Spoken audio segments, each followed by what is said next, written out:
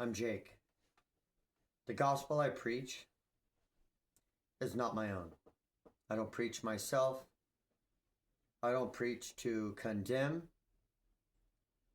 I don't preach to make a profit, and I definitely do not preach to make disciples of myself or gain followers. A lot of the things that I say are offensive because what I say, I do not say on my own accord.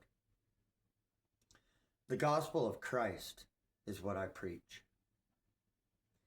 It is the gospel according to godliness, because he knows those who are his, and all who name the name of Christ are to depart from iniquity.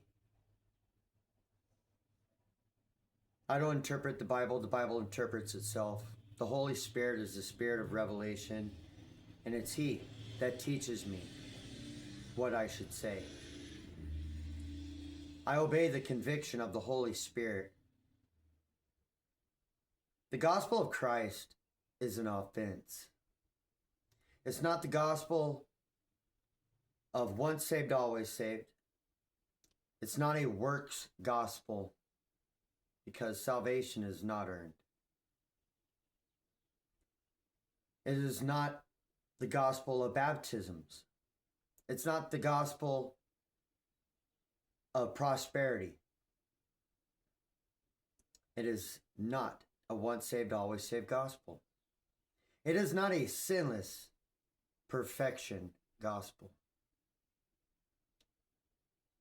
The gospel of Christ is his. It is Yeshua's gospel. It is the gospel that cuts hearts, and men go, "What must we do to be saved?" It's the same gospel that Peter preached, is what I preach. It cuts hearts.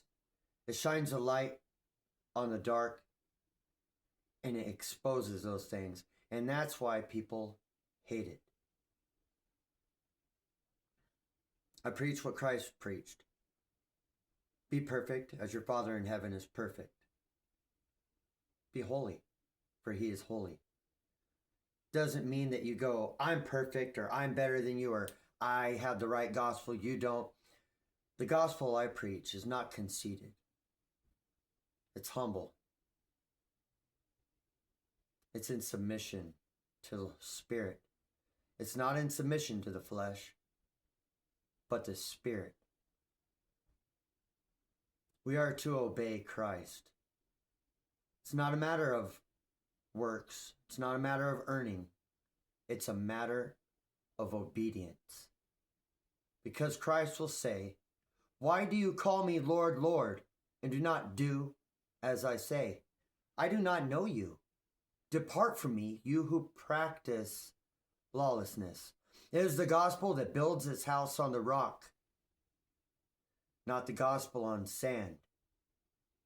All these other gospels are on sand because they are a works-based gospel, or they're a sinless perfection gospel, or they're a once saved, always saved gospel. But my gospel is narrow because you must strive to enter. Narrow is the way.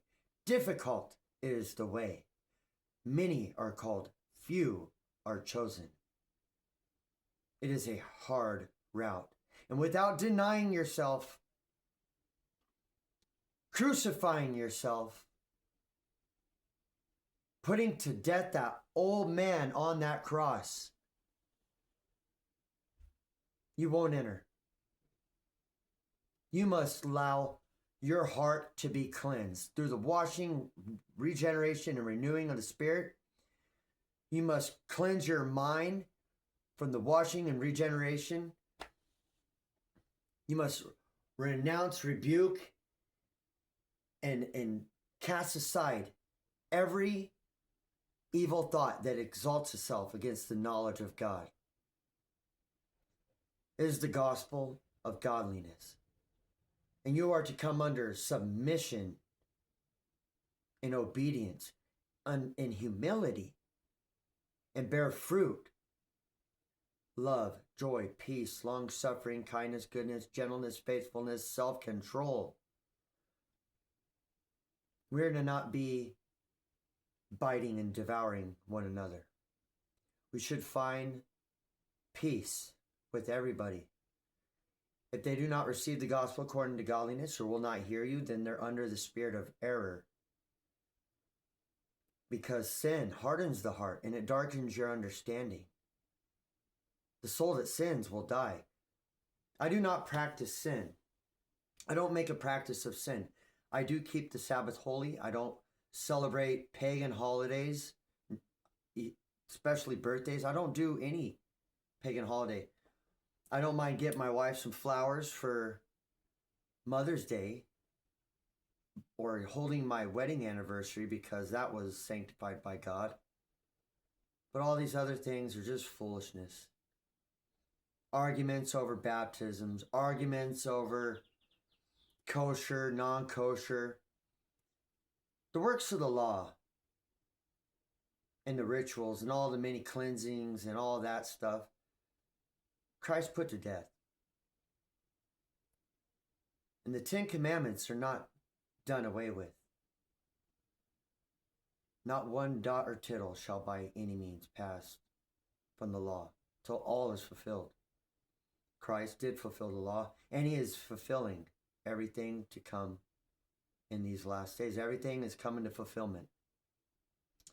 And the wrath of God abides on sons of disobedience. It's for that reason that the Son is returning. It's not returning this time to save sinners. He's coming to save the righteous, the faithful bride. So I will not say that I am righteous. I will not say I'm perfect. I will not say I'm holy. I'll just say I'm faithful. I'm a work in progress. I deny myself every single day. I do not give in to the lust of the flesh, the lust of the eyes, and the pride of life. And whenever temptation comes, I deny it. I turn the cheek. I run away. Anything is better than giving in to that old man. You must crucify yourself. That's the gospel that I follow, that I obey. It is the gospel according to godliness. I don't care if you follow me or not, but I do care about your salvation. And I care so much because Christ said everyone would say I'm he, but do not be deceived. The Mormons say I'm he. The Catholics say I'm he. The 45,000 denominations say I'm he. But who do you say I am? It's not a name. We know it's Yeshua. But the kingdom of heaven is not in word, but in power. It is the power to overcome sin and death. And if his spirit is in you, and you abide in him, then you too will overcome sin and death. Be blessed.